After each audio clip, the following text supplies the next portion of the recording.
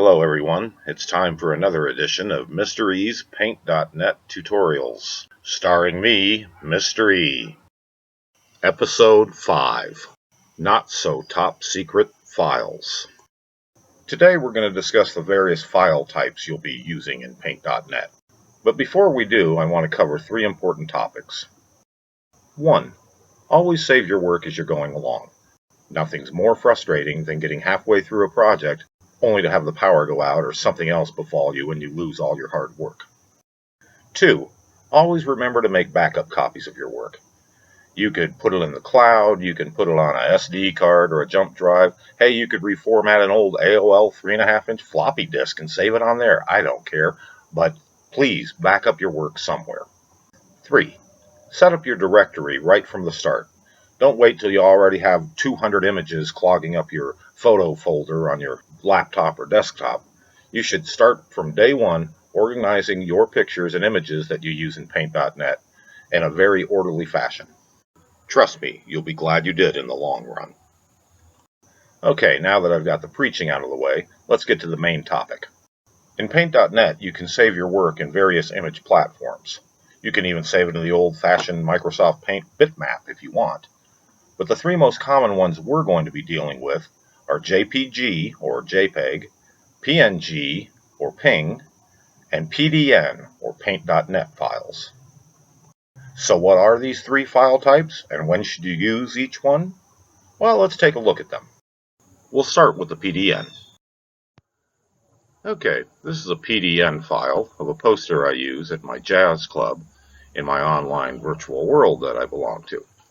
You can tell it's a PDN file because right up here in the upper left, it gives you the file name with the PDN extension. And over here on the right, you can see that it has multiple layers. Now, a PDN file is proprietary to Paint.net. You can't open it with any other program. The only place you can actually use it is in Paint.net. So you might think, well, it doesn't sound like it's very useful.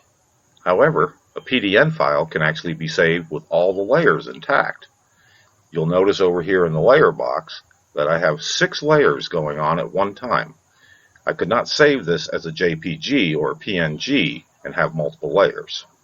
Now this came in very handy not too long ago when I wanted to change the start time of my little Sunday morning swing set at Swingers Jazz Club. You notice down here I have it as every Sunday at 7 to 10 a.m. Eastern. It used to be 6 to 9 a.m. Eastern, but people filed in a little late, so we thought, hey, let's start an hour later. Now back over on the layer box, you'll see that I have a layer named Time. And yes, you can name these layers. It helps keep them even more organized. Now this allows me to go in and change the layer. Let's grab my little rectangular box, select that. You'll see that I can move the time without moving anything else or affecting anything else on the image. All I would simply have to do is hit the delete key on my keyboard. That time goes away, and then I would change the time and put it down in this area here if I wanted to change the time again. Now let's look at PNG files. This is a red arrow that I like to use for effect in a number of the images that I make in Paint.net.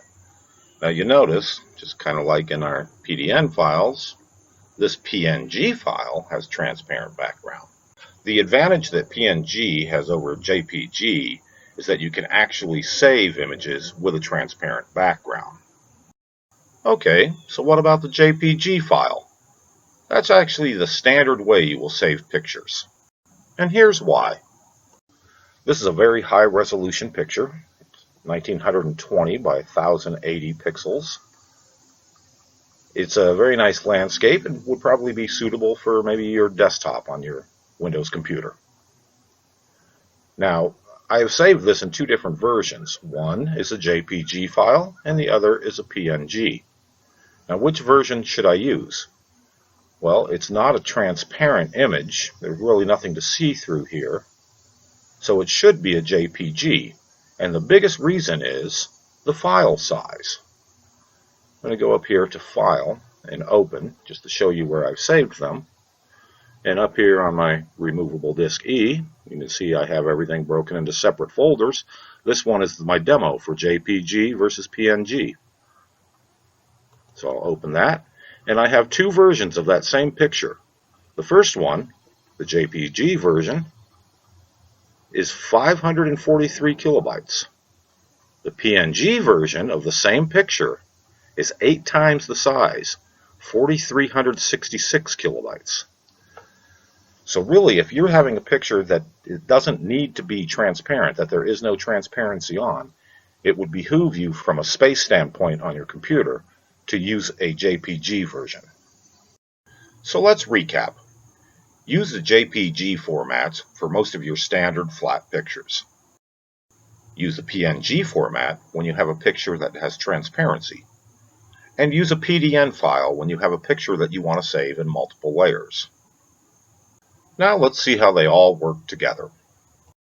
Remember this image from episode 1 where I showed you how to visit the Paint.net website and download it and not click on all the links that were trying to sell you stuff? Well, this started as a simple screenshot of the website, which I saved as a JPG file. Then I added a second layer, ostensibly making it a PDN file. After that, I opened a PNG file with a red arrow, copied that, and then pasted it onto layer 2 of the PDN file. I resized the arrows, moved them on different angles till I got the look I wanted. Then I saved that as a PDN file in case I wanted to make any future changes. Lastly, I flattened layer 2 onto the background image and saved the whole thing again as a JPG file. So in one simple little image project, I used all three types of files, the PDN, the JPG, and the PNG. In the next episode, we're going to play around with the drawing tools a little. Yeah, there I go with those red arrows again.